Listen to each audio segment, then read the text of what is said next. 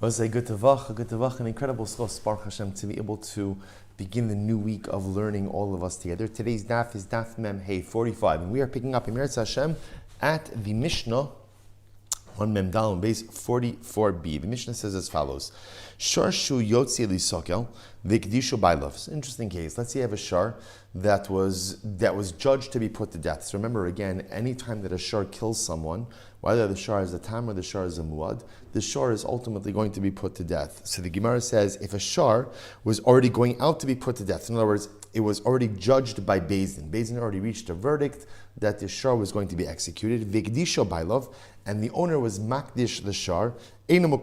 Ultimately, again, the hekdish doesn't work. And again, the logic is that since the shar is condemned already, the shar is as if it's dead.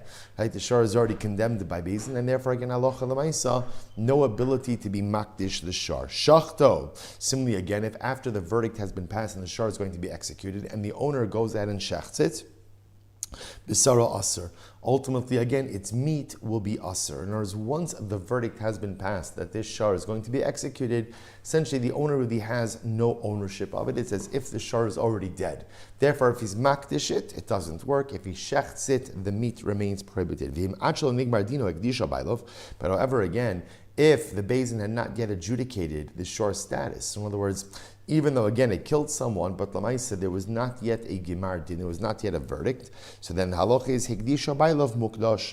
In that case, if the owner was makdish, if he consecrated the meat, then the meat would remain hekdish. V'imshachta b'sara mutar, and if he shechted the animal, then the meat would be fit for consumption.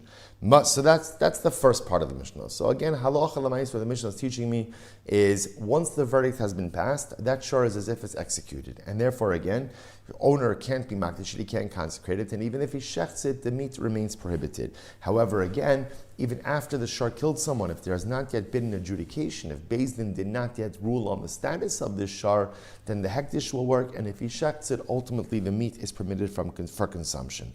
Last case in Mishnah, Masu l'shomer chinam u'l'shal l'nosei schar u'l'socher.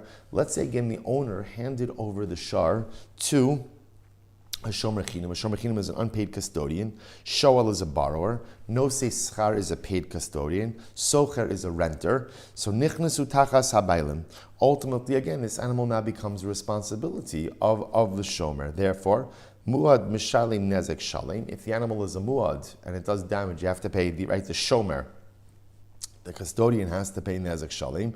V'tam mishalim chatzi nezek, and a tam ultimately again will pay chatzi nezek. Okay, incredible. So Tanah, let's analyze. It says the Gemara, shar shehemis, if a shar kills someone, ad shalod nigmar dino machro top of memhei. So again, now the shar has killed someone, but Beis Din has not yet ruled on the status of the shar.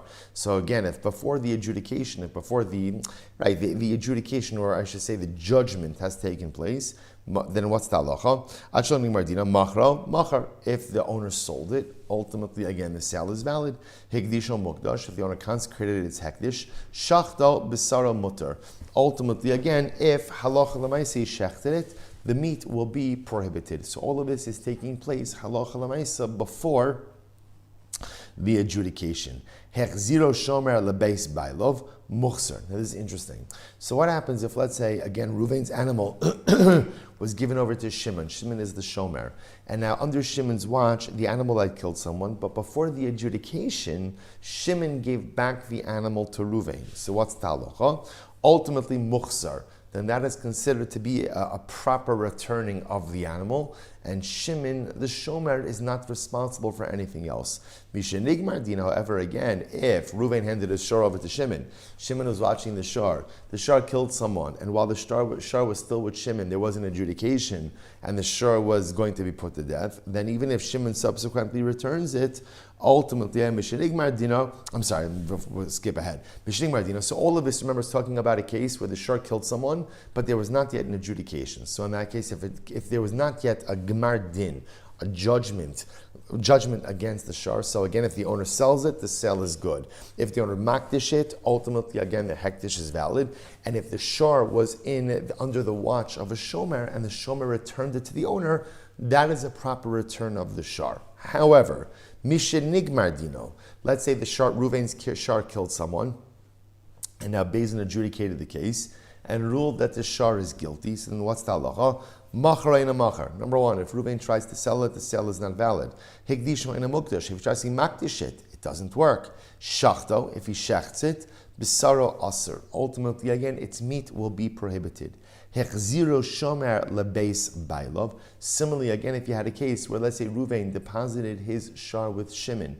Shimon is the shomer, and under Shimon's watch, the shar killed someone. Beis Din went ahead and adjudicated the case and ruled that the shar is guilty. And now, after adjudication, but before the death sentence for the shar, Shimon returns the shar to Reuven. Ultimately, again, eino muchsar. This is not considered to be a proper act of return, and Shimon will be chayiv to Reuven for the value of the shar. Okay, Rabbi Yaakov says, Af mishenigmar dino hechziro shomer labailov muchsar. Rabbi Yaakov says that even in the second case, where again Reuven deposited the shar with Shimon, under Shimon's watch the shar killed someone. There was an adjudication. Now again the shar is going to be put to death. Shimon returns the shar back to Reuven. So ultimately Rabbi Yaakov says that is a proper return. So an interesting machlokis over here. So remember, really is only machlokis in one case. Everyone agrees in all the other cases, right? In other words, if the shar killed someone, so if before there was a verdict passed by the Beis Din, if you sold it, it's sold. If you shechted it, you could eat it. And if you're makdish it, the hektish is good. If after the verdict, if you sold it, it's not sold. If you're makdish it, the hektish doesn't work. And if you shecht it, you can't eat the meat. The machlokes case is Reuven deposits his shar with Shimon. Shimon is the shomer. Under Shimon's watch, the shar kills someone, and now again a verdict is passed against the shar. So the shar is going to be condemned. The shar is condemned to death. Now Shimon gives back the shar to Reuven. You know, here I did my job. I watched the shar. Here it is. It's back to you. So the Tanakama, the Rabbanon say, no, that's not. You have not returned the item that you were responsible for, and therefore Shimon the shomer will be responsible to go ahead and pay Reuven the value of the shar. Rabbi Yaakov holds that no, that is a proper return, and therefore halacha l'maisa, Shimon won't owe Reuven any additional money. So what's the machlokes? So this is actually interesting. Perhaps the machlokes is as follows: the Rabbanon hold ein omrin bi suri hana harei shachal lefanecha. So the Rabbanon hold like this: that when it comes to isuri hana, so remember again, isuri hana means any time you have something that is prohibited from benefit. When it comes to isuri hana, so we say harei shalcha lefanecha. Ultimately, again, I should say this. So let's take a step back over here. Let's say you have something that is prohibited from benefit, but the item itself is still in existence. So first of all, we're going to see the paradigmatic example of this is going to be chametz. Imagine the following situation. Reuven steals chametz from Shimon. Right? Pesach passes, Reuven decides to be about tshuva, and he gives back the chametz to Shimon.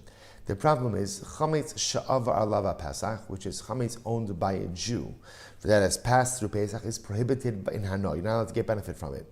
So the interesting part about this is that here on one hand, Reuven is giving back the actual item to Shimon. The problem is that the item is quote-unquote valueless because again, it is aser ba'ano, you can't get any benefit from it. So what is the status when you take something and you return it? Right, so the item itself is extant, but lamaisa, the value is not there. So you might want to suggest that maybe that's the machlokes over here. Listen to this. The Rabbanan say that if you return something that's prohibited from benefit, just because you return the actual object, that's not called a return. So therefore, in this case, Shimon the shomer gives back the ox to Reuven. This is after the verdict has been passed. What is Reuven going to do with that ox? That ox is going to be put to death. It's valueless. It's valueless. Therefore, the Rabbanan say, no, Shimon, we do not count it, that we do not look at it as if you've returned anything to Reuven. You owe Reuven the value of the ox. Rabbi Yaakov Savar Omrim bi Isuri Hano Harei Shachal Lefanecha. Rabbi Yaakov says, no, when it comes to Isuri Hano, L'maisa, the obligation is to return the object. If you give back the object, you've satisfied your obligation, and even if the object doesn't have a value, who cares? What does that matter? You took in this case, you were vested with the responsibility to care for an object. You're returning the very same object. Your mission accomplished. Sats and machlokis. Amar Rabba. Rabba says no, that's not true. It's not true. In general, so Rabba wants to say, when it comes to Suri Hana, so if you took an object, you borrowed an object, you stole an object, and then you return that very same object, even though now the owner of that object cannot get any benefit from it, you have fulfilled your obligation by returning the extant object, the actual object itself. Everyone agrees that halacha l'maisa, that's the case. So the Gemara says, because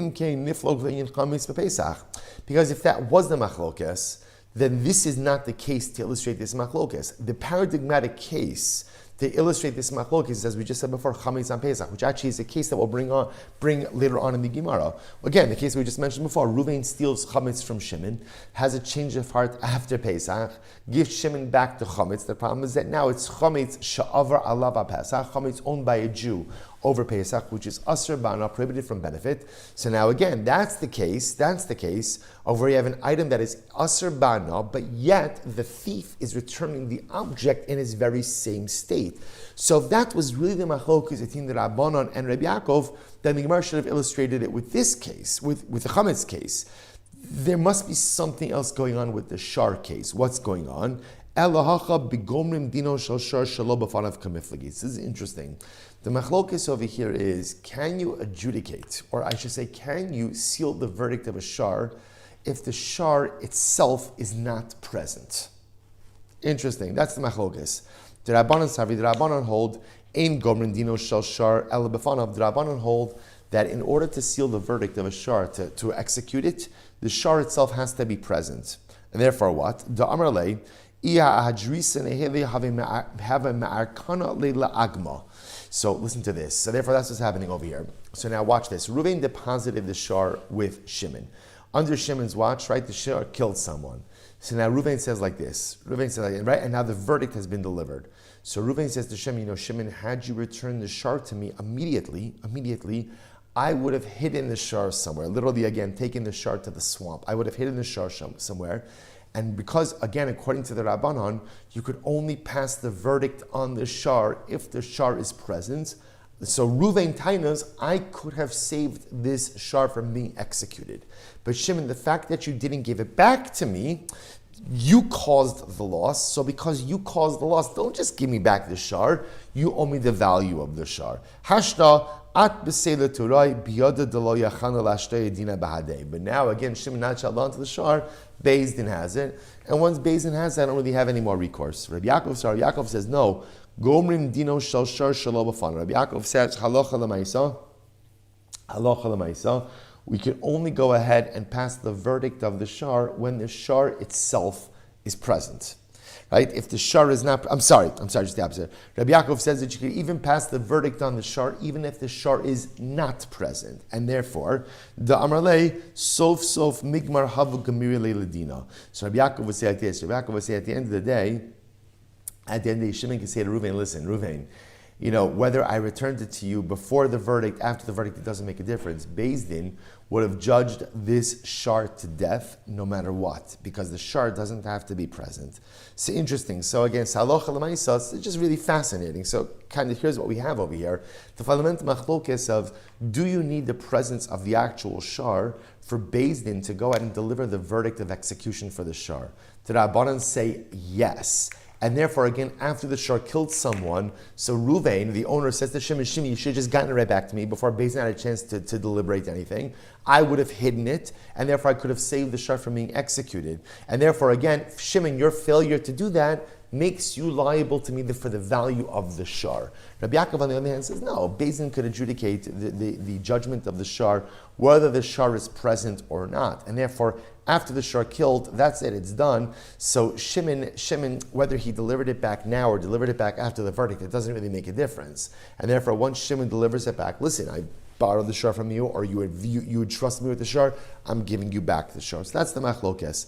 So the Gemara says, just as an aside, my time is the Rabbanon. So actually interesting enough, the Gemara says, what is the logic of the Rabbanon? So remember again, the Rabbanon hold that halacha l'maisa, the shar itself could only be adjudicated and a verdict could only be delivered if the shar itself is present. So what's the time of the Rabbanon? Because the pasuk says, "Hashar yisakel v'gam ba'alav yumas." The pasuk says the shar shall be stoned and also the owners put to death. Put to death. Now again, obviously again, it's not literal again, but the point of here is that the owners bear responsibility. So the Gemara says, listen to this, Kemisas habaylim kach misas hashar.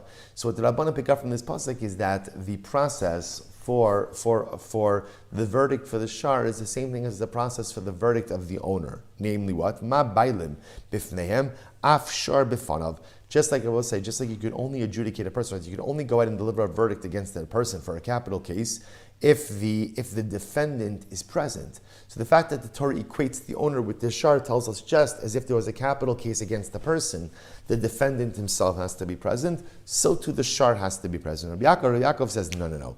Bishlama bailim b'nei tainan el shar bartano. So Rabbi Yaakov says, no. There's a good reason why the defendant has to be present in any proceedings against him. Why? Because a person is entitled to defend themselves, right? In other words, that if a person is being brought up on charges and being accused of something, a person has the right to go ahead and face his accusers, and number two, has also a right to go ahead and defend himself in any proceedings. To which Ela Shar Bartana, so but a Shar doesn't have the ability to defend itself. Therefore, it doesn't make sense. Why would a Shar need to be present ultimately as part of its proceedings? See, interestingly enough, the Rambam paskins that halacha l'maisa, that in order to adjudicate against the shar, in order to rule death penalty against the shar, we paskin like the Rabbanon, that the shar in fact needs to be present. Just an interesting halacha. And again, I will say, and again, that we also because of that. Ultimately, again, because of that, it would seem to be that the halacha was like the Rabbanon, that ultimately, again, if Shimon did not get the shar back to Ruvain before the verdict was delivered, then Shimon would be liable to Ruvain for the amount of the shar, and it wouldn't be enough to go ahead and just simply deliver the shar back itself. So what we have over here from this first part is really something very interesting. So halacha l'maisa, if after the shar killed someone, if the owner sold it, right? So this is after it killed someone, but before the verdict. If the owner sold it, was makdish it, or shechted it, all of that works. The sale is effective, the hektish is effective, and ultimately again, and if you shecht it, ultimately consumption is effective. If after the verdict, the owner did any of these things, then the sale is ineffective, the hektish is ineffective, and ultimately if you shechted it, you cannot go ahead and eat it. Interesting. Okay. So remember again, the next part of the Mishnah said that if Ruvain gave over his shar, let's say to a custodian, gave over to a shar to Shimon to watch it, to guard it, whether Shimon is a shomer chinam, a paid custodian, an unpaid custodian, again, the shomer takes the role ultimately of the owner. Says the Gemara, Tanrabanon, there are four people who, when they assume responsibility for the shar, take on the same level of responsibility as the owner himself. Who are they? Eluhain, shomer chinam, an unpaid custodian, sha'al baror, no say schar, a paid custodian, basocher, and a renter. Hargu tamin neheragin. So therefore, again, if the shar killed someone, and the shar was a tam, we put the shar to death, right? However, upturim in a kofer. But remember again, in tam, we already spoke of this, doesn't pay kofer. Muadin, however, if the shar was a muad and he killed someone, neheragin, umashlim nesa kofer. If the shar was a muad and he killed someone, then Allah l'maisa the shar be executed, and there would also be a kofer payment. Okay, v'chayav lahachzir d'mei shar l'baylav. But all these people would also be obligated to go ahead and pay back the owner, who in this case we'll call him Ruvain, the value of the actual shar itself. With the exception, ultimately, again, of a shomer chinam. So apparently, shomer chinam would not be obligated to pay back the value of the shar. Says Gemara, okay. So Gemara says, Amri hechi dami. What's the case? Idinatri. If we're talking about a case where the custodians watch the shar in the appropriate way, afilu kulu nami lifteru, then everyone should be pater. The idolo natre, and if at the end of the day they didn't watch the shar, afilu shomer chinam nechayiv, then even a shomer chinam should be obligated, right, in liability. To which the Gemara says, Amri hachama askina, what's the case? Interesting. The natri shmira pechusa, the natri shmira mu'ula. So ultimately, the case over here is where the custodians in question watch the shar with what they call a shmira pechusa. Now, shmira pechusa means a minimal guarding. So Rashi gives an example. What's an example of a minimal guarding? Deles sheichol alama baruach mitzuya. So an example of a minimal guarding is you place the animal on a locked door, and the door is strong enough to withstand a regular wind, but not strong enough to withstand, a more aggressive wind. Okay, so the Gemara says, Shomer Chinam, Kol Salo Shmiraso. So when it comes to Shomer Chinam, all the Shomer Chinam is obligated to do in general is what we call the Shmira Pechusa.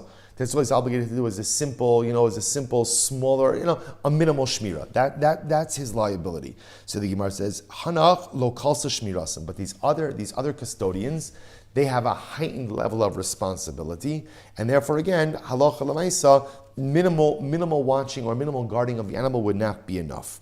Okay, so let's analyze this. So this is really very interesting. I just want to point out, this is not a din just in a shar. This is a general din in shomrim. So the Gemara is suggesting over here is that a shomer chinam, an unpaid custodian. So remember, because he's unpaid, therefore again he has the lowest level of liability. So he's only responsible to provide what we call a shmira pachusa, a basic minimal guarding of the shar. All of the other people in question are either paid custodians or they have a heightened level of use of the object, and therefore that requires a shmira mu'ula, even a heightened level of guarding of the animal. It's interesting. So Gemara says, Amri Kaman, whose opinion does this reflect? Ikra Rabbi Meir. So we'll say, if it's like Rabbi Meir, now interesting, if you look at Rashi, the last Rashi before we turn the page, Rashi says, Ikra Rabbi Meir, Taramas Nisin, Muad lo sagile b'shmira pechusa, u'mishum hachi katar misham kofis. Remember, Rabbi Meir holds that in general, that a muad requires more than just the shmira pechusa. Right? So now the Gemara says, well, it's Ikra Rabbi Meir. If it's like Rabbi Meir, Mem Hamid base 45b, the Amar Socher ki shomer chinam dami, who holds that a socher, a render, is like a shomer chinam. Listni chutz mi shomer chinam v'asocher. Then ultimately, again, two people should be excluded, both a socher, a renter, as well as a shomer chinam. V'ikra Rabbi Yehuda, and if it's like Rabbi Yehuda, the Amar Socher kinose schar dami. If it's like Rabbi Yehuda, who holds that a renter is like a paid custodian. Again, this, remember, the Rashi points out that these are sugyas and bab mitzia. Then nisni chutz mi shomer chinam. Then ultimately, again, I should go ahead and say everyone, right, except for shomer chinam. The kulan b'mo'adin p'turun le'inyan kofer. And everyone, ultimately, again, would be pater from kofer in the case of a muad. Rafuna bar Chinina, Hamani, whose opinion does this reflect? Rabbi Eliezer, he da Amar ein lo shmira elasakin.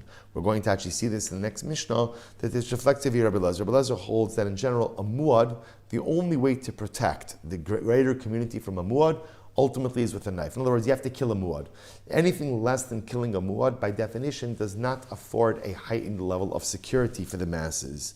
So the Gemara says, Ule inyan socher, sarvala Rabbi Yehuda, and in terms of a socher, renter, Rabbi Yehuda, the Amar socher kinose schardam. He holds that a renter is like a paid custodian. Abaye says the only Rabbi Meir. In reality, really it's reflective of Rabbi Meir. Ukidemachlif Rabbi Baravua Vitani. And Rabbi Baravua changes around the shittas, and he states it as follows. Socher, Kesad Mishalim. How does a socher, what's the level of a socher, a renter's liability? Rabbi Meir Omer, Kishomer Socher. Rabbi Meir says that a renter is like a paid custodian. Rabbi Yehuda Omer, Kishomer Chinam, like an unpaid custodian.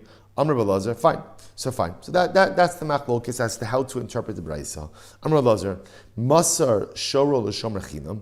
What happens if a person gives over his shar? Ruvain gives his shar to Shimon, and Shimon is an unpaid custodian. Hizik Chayiv. If ultimately, again, if the animal does damage, so Reuven gave over to Shimon, Shimon is an unpaid custodian, right? So if the animal did damage, then Shimon's going to be chayiv, huzak pater. But if the animal is damaged, so let's say, again, remember, Reuven gave over to Shimon, Shimon is an unpaid custodian. If the animal does damage, Shimon is responsible. If the animal is damaged, Shimon is pater. Amri hechi dami, what's the case? Either kabal alay shmiras nezakov. So if Shimon takes responsibility again for damages in general, afilu hozek nami lechayev, then again Shimon should be responsible whether Reuven's shar damages or is damaged. V'delo kabal shmiras nezakov, and if Shimon did not take upon himself responsibility for damages, afilu hizik nami lipater, then at the end of the day, even if that's the case, he didn't take upon himself responsibility for damages, then even if the shar damages someone else, Shimon should be pater. Rava says the olam shekibel alav shmiras nizakov. What's the case? The case ultimately again is Shimon took upon himself shmiras nizakov. He took upon himself again responsibility for damages. V'acham asking on what's the case? Kigon shehike boshu nagchon. Shimon, when he took responsibility for the shar, already recognized that the shar had certain aggressive tendencies. Ustamad milsa to lo ozil ihu mazek achrina kabil alei. So therefore, again, because Shimon recognized that the shar had certain aggressive tendencies, so therefore, again, Shimon goes in and takes upon himself the responsibility to guard against the shar doing damages to others. So the Gemara says, Ihu So Shimon,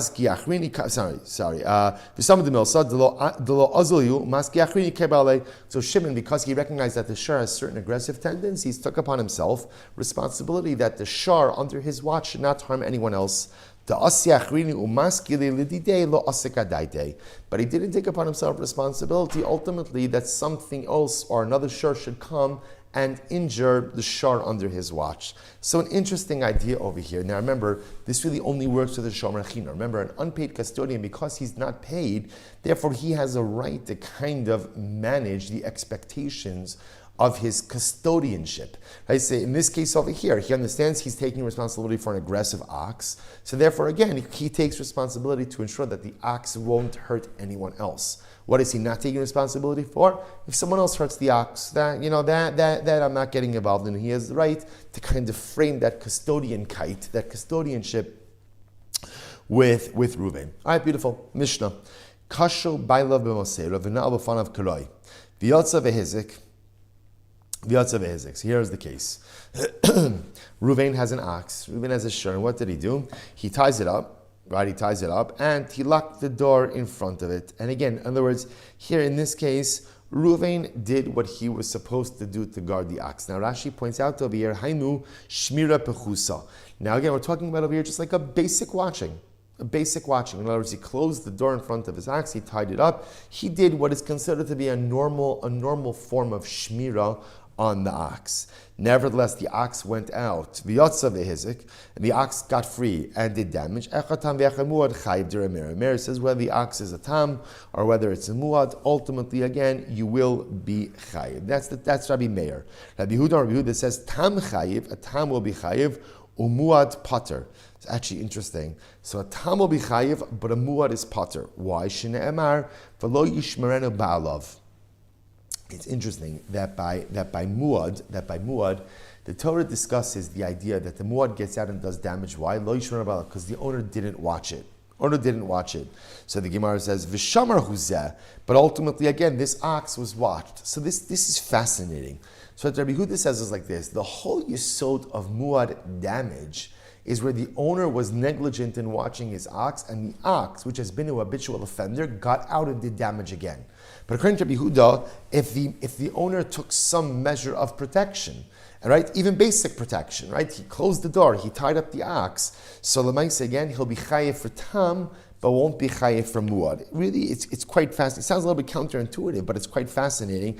Again, because he's basing it on the drasha from the pasuk. Rabbi Eliezer says, Rabbi Eliezer Omer Ein Lo Shmira Ela Sakin. Rabbi Eliezer says the only shmira, the only way you could guard a muad, ultimately again, is with a sakin, with a knife, to kill it. So what we see over here is a three-way machlokes. So what you have over here is as follows. So again, Reuven has done an appropriate job in tying up his ox, closing the door, but the animal gets out, the shar gets out and does damage. So what's the halacha? So Rabbi Meir says whether it's a tam or a muad, you're going to be chayiv. Rabbi Huda says tam, you're chayiv, muad, you're pater. How could it be that muad, you're pater? Because the whole yisod by muad, the Torah says, is that the owner didn't watch it. But if the owner does watch it, there's not going to be a liability. Rabbi Eliezer, no guarding of muad. The only way to guard a muad is literally to go ahead and kill it. Says the Gemara. So let's analyze. My time is Rabbi Meir. What's Rabbi Meir's lashon? I'm remembering, Rabbi Meir was the one who said that if you did the proper guarding of it, then ultimately again, but the animal still gets out, you're chayiv both for tam and for muad. So that's Rabbi Meir's logic. Kasavar stam shvarim lav becheskas shimur kaimi, because he holds that again stam shar is not guarded. In other words, shvarim do damage, and a stam shar is not considered to be guarded. And the Torah says, Tam nichayiv dini bailish mir pechusa. Torah says that ultimately there's liability for a tam. Why? Because if your tam gets out and did damage, that means you didn't really watch it in the appropriate way. Hadam Rachmana, therefore the Torah goes on and says, V'lo yishmerenu gabi muad, dini bailish mir mu'ula. And therefore the Torah goes out and says, by muad, v'lo yishmerenu, you didn't watch it, which tells us that by muad, you require even a heightened level of guarding.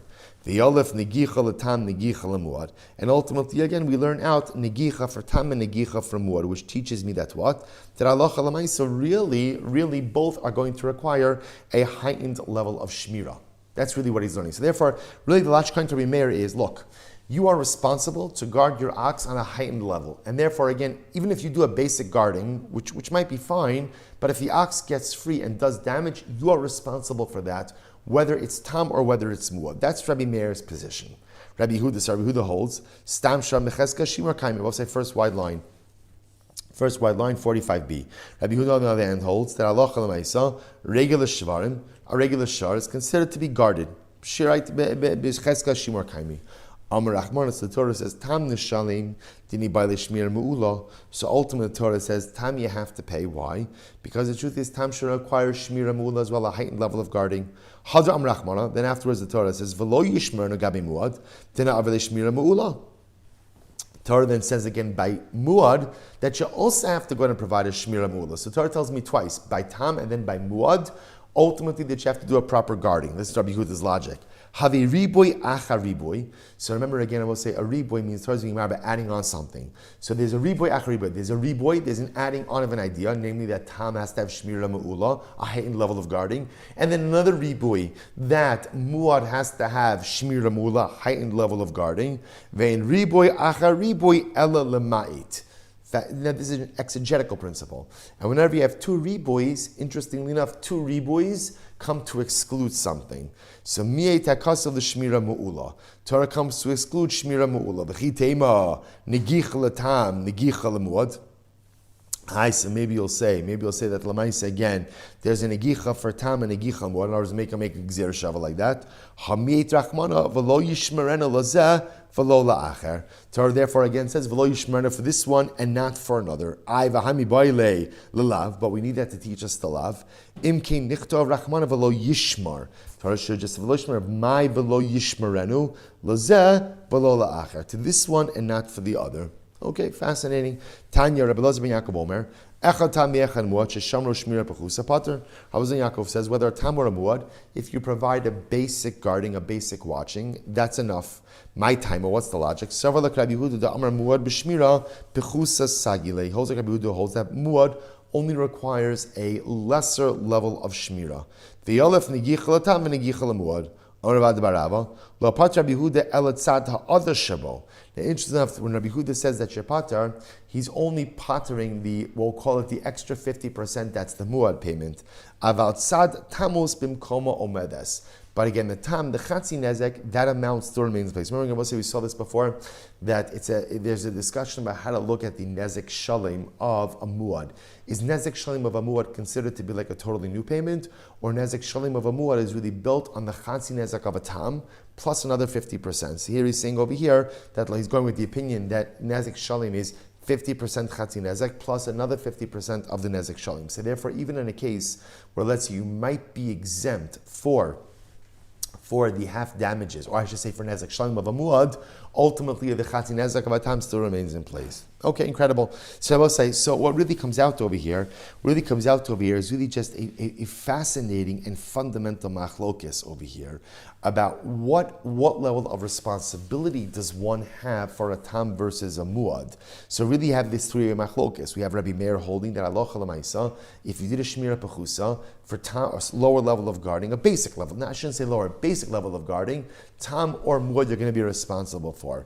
Rabbi Yehuda says that Allah Chalamaisa is fascinating. For a tam you'll be chayiv, but for a muad you're not. Apparently, again, for a tam, Rabbi Yehuda says there's a heightened level of responsibility, but for a muad, as long as you went ahead and provided even a shmira pechusa, ultimately, again, you're going to be pater. Now, although it sounds illogical, but Lamaisa, the logic of it is it's based on the pasuk. That's what we just saw. It's based on the drasha that Rabbi Eliezer made. Quite fast. V'lo yishmerenu ba'lov. Torah says the owner didn't watch it. And the Mashmal says if the owner did watch it, even a shmira pechusa, even a basic level of guardian kite, then the mice, again, one will not be liable. Rabbi Eliezer, we're going to do Rabbi Eliezer separately a little bit, who says that you have to kill them all. We'll talk about that just a little bit. Let's go back there. Says Amarav, more the Karen Yomin, and more the Karen Small. This is an interesting case. Let's say the ox gored with its right horn. So if that becomes a muad for goring with its right horn, it's did it 3 times, it's not muad for the left horn. So now what we see is, even when it comes to damages, again, it's horn specific, or it could be horn specific. So in other words, if it damaged dafka with the right horn 3 times, it's a muad for the right horn, not a muad for the left horn. Okay, so the Gemara says, "In a more Karen small." Amri aliba deman. Whose opinion does this reflect? Eliyahu with Rabbi Meir. If court, Rabbi Meir. Remember, Rabbi Meir holds that Allah l'maisa. Remember again, Rabbi Meir is the first opinion in the Mishnah. Rabbi Meir holds that you always require shmira mu'ula, heightened level of guarding. Eliyahu with Rabbi Yehuda. My area Karen small afilu biyamin nami is beit santamos. And if it's according to Rabbi Yehuda, then what does it matter just the left horn? Even on the right horn, there's still going to be at least chatzi nezek, right? It's santamos. This beit sad, the is beit sad mu'edes. I'm really olam Rabbi Yehuda. It's Rabbi Yehuda. Velo svirale krev. I'm sorry. I'm really olam Rabbi Yehuda. Velo svirale. This is what it means to say, in this way, you can find something that has the joint liability both of the muad sad as well as the tam sad. Top of mem. Bible says, finish the parak. Ava muad legamre lo mishkachas leit sad tamus klal. But lamaisa ultimately again, but in the case of muad legamre, you're not going to find the tzad tamus. You're not going to find the chatzi nezek. Rashi says over here, to lechayiv chatzi nezek. Okay, just an interesting idea. It happens to be, by the way, that we paskin that way. The Rav actually brings up this case, which is really quite fascinating, that you could have an animal. So, we kind of, what you begin to see, we've seen this already a number of times, is that in becoming a muad, so it's not just that the animal is a damaging animal, it's committed damage 3 times. It's damage specific. So if you do have this case where the animal dafka gored 3 times with the right horn, then ultimately, again, it is a muad for the right horn, but yet, interestingly enough, on the left horn, it's going to be a tam. So then you could have a situation where the animal gored 3 times with its right horn, therefore it's a muad, and then let's say time number 4, it gores with its left horn. That's a case of keren tam, which will only be liable to chatzi nezek. Very interesting idea. So the Gemara says as follows. Let's finish up the sugya, finish up the parak. Eliezer Omer, Ein lo shmir ela sagin. Remember, Rabbi Eliezer said that if you have a tam animal, the only way to properly guard that animal is with a knife. In other words, to kill it. Says Gemara, Amar Rabba, my time with Rabbi Eliezer. What's Rabbi Eliezer's logic? In other words, we'll say, it seems like an extreme position, that the only way to properly guard against a muad doing damage ultimately is by slaughtering, by killing the animal. So what's the pshat? So the Gemara says, "Lo yishmarenu." So the pasuk will say when the Torah speaks about the muad animal, the Torah says, "Onoda kishar nagachu mitmal shom v'lo yishmarenu." So it's interesting that we up until now, everyone else, v'lo yishmarenu means the owner did not watch it. Rabbi Eliezer sees it as a de facto statement. V'lo yishmarenu. Once this animal has already established itself as a muad, there's no way to watch it. There's no proper way to guard this animal from doing subsequent damages. Shuv ein lo shmira lazeh. Amalei Abaye says, "Elami ata dichsiv v'lo yichasenu nami shuv ein lo kisui lazeh." So we'll say, remember again, skipping or jumping a little bit to bar. So the Torah says, a person digs a pit. So the Torah says, "V'chi yiftach ishbar o yichre ishbar v'lo yichasenu." If a person will open a pit or uncover a pit, and he doesn't cover it. The Torah then speaks of v'nafal shama shacham, when an animal falls into it and dies, there's liability. So are we going to say v'lo yichasenu means it's impossible for him to cover it? In other words, you're darshaning v'lo yishmarenu, that it is impossible for a person to properly guard this ox. So now if you're going to darshan v'lo yishmarenu that way, does v'lo yichasenu mean the same thing, that it's impossible to go ahead and cover the pit? Is that really what it means? So the Gemara says, is that really what it means? But now we learned, Kisol Karai, if a person, right, Ruvain dug a pit and then he covered the pit, V'nafal Socho Shar al Chamar, and then an ox or a donkey falls into the pit, Umeis, and ultimately again it dies, Potter. The Ruvain's Potter. Now why is Ruvain Potter? Because again, if I dig a pit, if Ruvain digs a pit, there's liability. But if Ruvain does the proper shmira, then covers back up the pit, okay, he's taken away the damaging force. If an animal somehow finds its way in there afterwards, that's not Ruvain's liability. So what do you see from here? Let's just work backwards. You see from here that when the Torah says v'lo yichasenu means he did not cover it. It doesn't mean it's impossible to cover it. It means he didn't cover it. If that's the case, then when the Torah says by the muad v'lo yishmerenu, lo yishmerenu should mean he did not watch it, not that it's impossible to guard it. So the Gemara says, "Alam Rabbaye, Hainu Tam Rabbi Elazar's logic, Kidisanya." We've seen this before, as the Raisa says, Kidisanya. Rabbi Nassan Omer, How do we know that a person should not raise a bad dog inside of his home? So the Gemara says, ultimately, again, do not bring about bloodshed in your home. So now I'm not going to go on a dog rant this time. I've done my dog rants with this particular drasha already. So you'll ayin sham for my feelings about the dogs. Although again, I just want to be clear, everything is a Baruch Hu's creation, and therefore everything has a beauty, and everything has a tachlis, and everything has a purpose. I guess maybe, I'm not going to go on a dog rant, but maybe what I would say is, maybe the musar, or maybe the rant is not on the dogs. The dogs, Baruch Hu's bria, the time is really on the owners. Just the owners should recognize that if you love your dog, gei gesund hate, enjoy it, love it, spend time with it, take walks with it, feed it, play with it, roll around with it, whatever floats your boat, whatever makes you happy. Just be cognizant of the rest of humanity who does not love your dog the way that you do. And maybe doesn't have the same fond feelings to any creature that walks on four legs. So just be cognizant of that. So you might think, oh, it's so cute. The dog's running up and it's licking you and it's playing with you and it's on its hind legs, jumping on you. It may look cute to you, but it is a form of canine harassment to everyone else. So just be cognizant of it. But again, I'm not going to go on a dog rant. So any event, so Rabbi Elazar says like this. Rabbi Nosson says that Lamaisa, how do you know that a person shouldn't raise a bad dog? Now, what's a bad dog? So a bad dog is a dog that's done damage, a dog that's bitten someone. So the Gemara says, the Torah says, Lo sasim dame v'secha. Do not keep a damaging force inside of your house.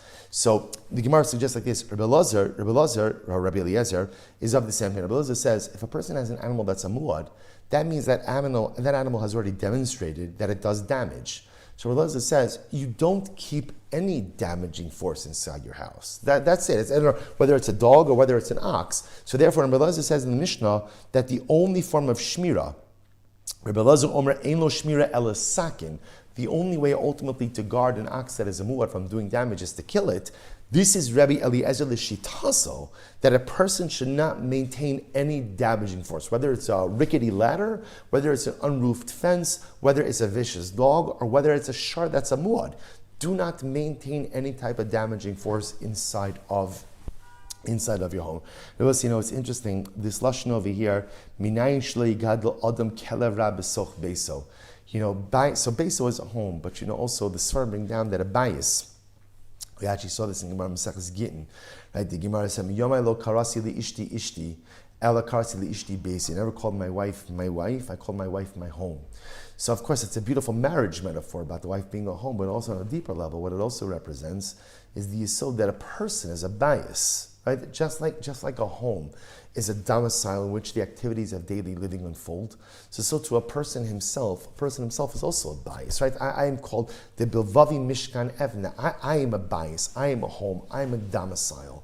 And Rabbi Nosson is saying is, do not maintain anything damaging forces inside of your bias.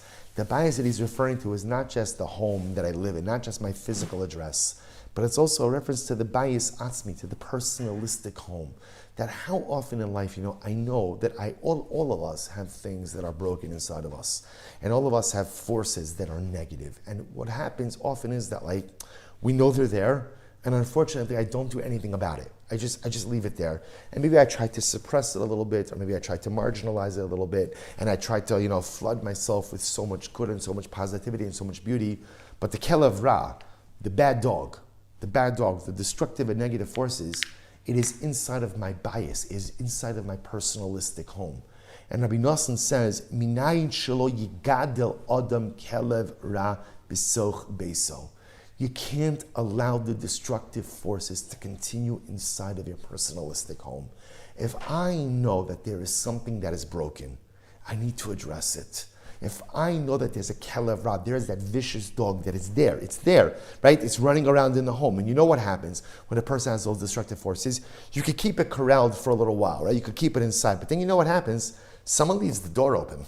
It happens. Someone leaves the door open. And that dog, that bad midah, that bad behavior, that bad character trait, it comes running out and wreaks havoc havoc on those around you and on yourself. So Rabbi Nosson says, if I know that I have a kelev ra, if I know that I have a vicious dog of negative midos, negative character traits inside of me, lo yigadal, don't allow it to grow inside of you.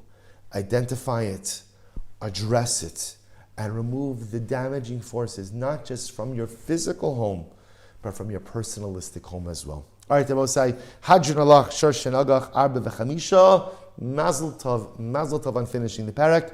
I can't wait to see everyone live, Emirat Hashem, on Monday morning. Truly true.